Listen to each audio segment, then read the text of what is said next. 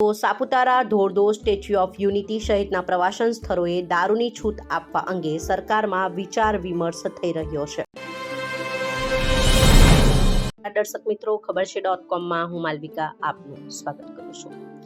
મિત્રો, જરૂરિયાતને ધ્યાને રાખી દારૂની છૂટ અંગે નિર્ણય લેવાશે તેવું હાલ પ્રવક્તા મંત્રી દ્વારા જણાવવામાં આવ્યું છે. જી હા, ગિફ્ટ સિટી પછી દારૂ પીવાની મંજૂરીમાં હવે સાપુતારા, ધોરડો, કેવડિયાનો પણ વારો આવી શકે છે.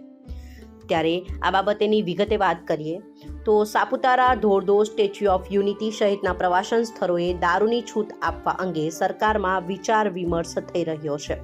જાણકારો કહે છે કે જો સરકારમાં આ પ્રકારનો નિર્ણય લેવાશે તો પાડોશી રાજ્યોમાં ગુજરાતી પ્રવાસીઓની સંખ્યામાં ધરખમ ઘટાડો થઈ શકે તેમ છે. એક વર્ગ એવો પણ છે જે વીકેન્ડ ઉપર ગુજરાતથી નજીક આવેલા રાજસ્થાનના માઉન્ટ આબુ, મુંબઈ અને મધ્યપ્રદેશના કેટલાક પર્યટન સ્થળોએ દારૂની મહેફિલ માટે ખાસ જતા હોય છે. જો ગુજરાતના પર્યટન સ્થળોએ છૂટછાટ મળે તો ગુજરાતી પ્રવાસીઓને રાજ્ય બહાર જવું નહીં પડે. ગુજરાત સરકારના મંત્રીએ જે સંકેતો આપ્યા છે તેના પરથી સ્પષ્ટ થાય છે કે ઉદ્યોગો અને મહત્વના પર્યટન સ્થળોએ દારૂબંધી હળવી થઈ શકે છે. આ સંદર્ભે આગામી સમયમાં વિધિવત જાહેરાત થશે. મહત્વનું છે કે નશાબંધી અને આબકારી વિભાગે ગિફ્ટ સિટીમાં દારૂ પીવા અંગે તાજેતરમાં જ ગાઈડલાઈન બહાર પાડી છે, જેમાં અધિકૃત કર્મચારીઓ ઉપરાંત મુલાકાતીઓને દારૂ પીવાની મંજૂરી આપવામાં આવી છે. બહારથી આવનારા મુલાકાતીને ખાસ અધિકારી પાસે મંજૂરી લેવાની રહેશે. આ બાબતેની વિગતે વાત કરીએ તો ગુજરાતમાં 59 સ્ટોરેજના જ્યારે 76 વેચાણના પરવાનેદારો છે. ગુજરાતમાં માર્ચ 2023ની સ્થિતિએ વિદેશી દારૂ અને બિયરના વેચાણ પરવાનેદારોની સંખ્યા 76 જેટલી છે, જ્યારે સંગ્રહના 69 પરવાનેદારો છે. સૌથી વધુ અમદાવાદ શહેરમાં 19 સંગ્રહ અને 19 વેચાણ પરવાનેદારો છે.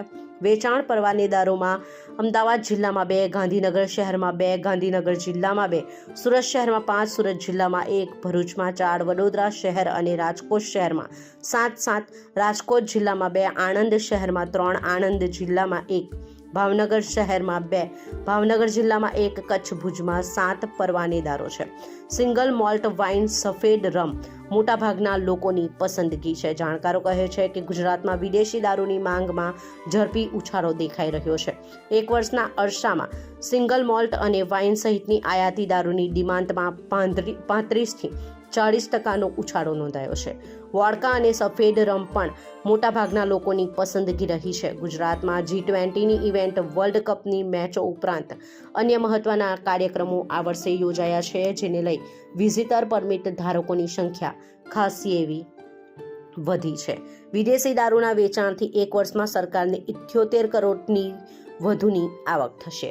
જી હા, ગુજરાત સરકારે વિદેશી દારૂના વેચાણ માટે પરવાના આપ્યા છે. વર્ષ 2022-23ના અરસામાં વિદેશી દારૂના વેચાણથી સરકારને ₹78.14 કરોડ જેટલી આવક થઈ છે. એ પહેલા વર્ષ 2021-22માં 69.80 કરોડની આવક થઈ હતી. એકંદરે વિદેશી દારૂના વેચાણથી રાજ્ય સરકારની આવકમાં ઉત્તરોત્તર વધારો થઈ રહ્યો છે. આ સાથે જ ગુજરાતમાં અત્યારે અંદાજે લીકર હેલ્થ પરમિટ ધારકોની સંખ્યા 43,000 આસપાસ છે. એમાંય અમદાવાદ, સુરત, રાજકોટ અને વડોદરા સહિતના શહેરોમાં તબિયતના નામે દારૂ પીનારાની સંખ્યા વધારે છે. અનિદ્રા સહિતના વિવિધ કારણસર દારૂની હેલ્થ પરમિટ અપાતી હોય છે.